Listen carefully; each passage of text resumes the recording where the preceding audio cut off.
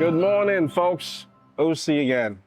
Um, a client of mine asked me a question, and the question was, "Hey, Ushi, how do I, if I wanted to get a backup, what do I look for?"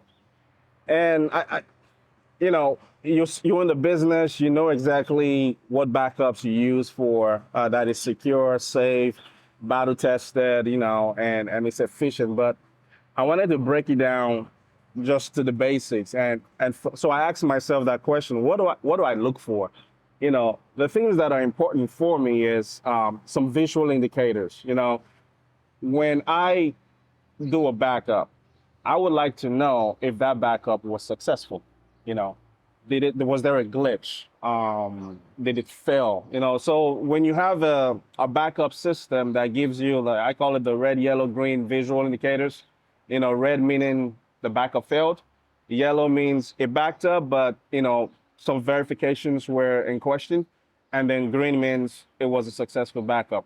I look for those because it gives me an idea of the status of that backup.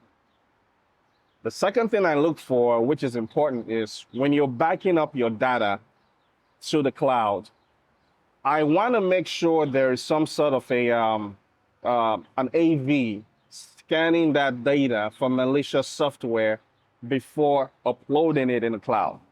That is very important because you have so many different types of malware that you don't want to fall into that habit of, okay, it's safe, let's upload it into the cloud, and then corrupt your previous data that you have in the cloud. So you always want to make sure there's some sort of an AV scanning every time before that data is uploaded into the cloud system. Those are the two basic things. Oh, and the third one is the support.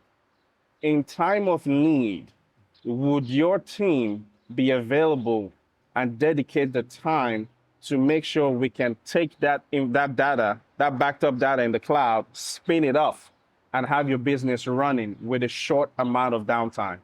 That's the third thing I would be most important. That's most important to me when I'm trying to identify what system to use for my backup.